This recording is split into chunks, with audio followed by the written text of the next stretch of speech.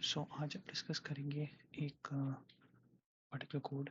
Now in this क्या है कि जब हमें numpy के अंदर फ्लैट फाइल्स को इंपोर्ट करना होता है तो उसके लिए जो हम मेथड यूज़ करते हैं वो होता है लोड टेक्स्ट, राइट। तो यहाँ पे मैं वही एक्सप्लेन करूँगा आज आपको कि लोड टेक्स्ट क्या होता है, हम उसको क्यों यूज़ करते हैं। नाउ हमारे पास एक लाइब्रेरी है numpy जिसको कि हम यहाँ पे इंपोर्ट करेंगे। तो numpy एज np जो है हम यूजुअली लिखते हैं सो दैट np जो होता है वो एलियास होता है numpy का, एंड फिर हम उसको इजीली यूज़ कर सकते हैं पूरे के पूरे कोड में। अब मेरे पास एक फाइल नेम है which is mnest.txt।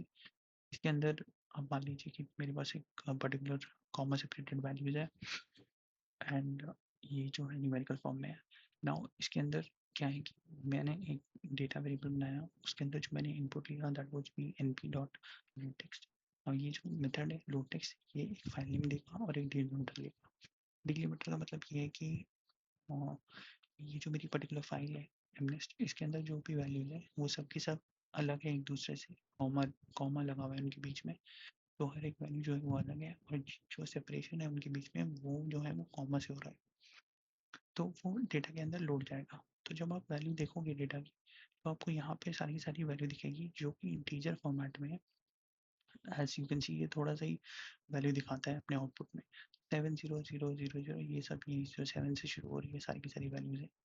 And then हम नेक्स्ट एग्जाम्पल पे चलेंगे ना। ये डेटा को जो एग्जाम्पल है इसके अंदर मैंने स्किप रोज भी ऐड किया है ना। स्किप रोज का मतलब ये है कि अगर हमें कोई ऐसी रो है जिसको हमें स्किप करना हो रो, तो हम उतनी रोज को स्किप कर सकते हैं।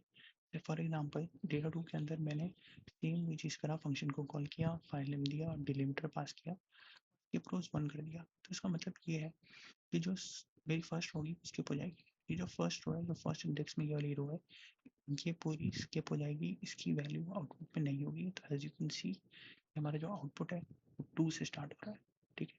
2 से लेकर ऑब्वियसली बाकी सारा। एंड आप एक चीज़ ऑब्जर्व करोगे कि यहाँ पर मैंने इसका डी टाइप जो है वो स्ट्रिंग दे रखा है। तो इसका मतलब ये है कि जो स्ट्रिंग का डी टाइप है ये भी चेंज हो जाएगा। तो जो ऊपर हमारे पास न्यूमेरिक वैल्यूज आ रही थी वो नेक्स्ट वाले में स्ट्रिंग वैल्यूज आएंगी, क्योंकि हमने यहाँ पे डी टाइप मेंशन किया है एंड उससे हमने जो डी टाइप है उसको स्ट्रिंग बना दिया है। एंड यू कैन सी फिर हम एक डेटा थ्री के अंदर हमने सेम सेम पैरामीटर जो ऊपर वाले वो सारे पास किए हैं, बट हमने यूज कॉल्स 1 एंड 2 भी पास किए हैं ना। इसका मतलब ये है कि हम ये स्पेसिफाई कर रहे हैं कि हमें कौन से कॉलम्स चाहिए, क्योंकि ये एक तरीके का ग्रिड है, आप ये मान लो। तो ये फर्स्ट रो हो गई, तो इसका जो जीरोथ इंडेक्सिंग का फर्स्ट और सेकंड कॉलम है, देन ऑब्वियसली मीन्स सेकंड और थर्ड कॉलम, क्योंकि जीरो तो हो गई फर्स्ट कॉलम, 1 हो गया सेकंड कॉलम एंड 2 हो गया थर्ड कॉलम। तो first column and second column जो है यहाँ, sorry, second and third column जो है यहाँ पे वो हमें प्रिंट होके मिलेगा। ऑब्वियसली कॉलम जो जीरो इंडेक्स में है वो नहीं मिलेगा।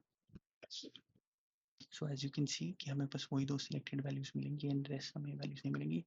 तो ये एक तरीके का लोड टीएक्सटी जो है वो यूजुअली यूज होता है आपकी numpy में फ्लैट फाइल्स को इंपोर्ट करने के लिए।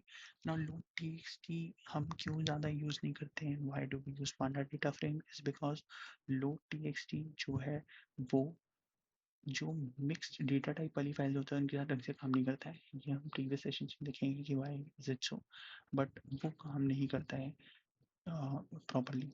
एंड इन दैट केस आप देख सकते हो कि यहाँ पर हमारे सारे के सारे डेटा जो है वो हेट्रोजीनियस नहीं है।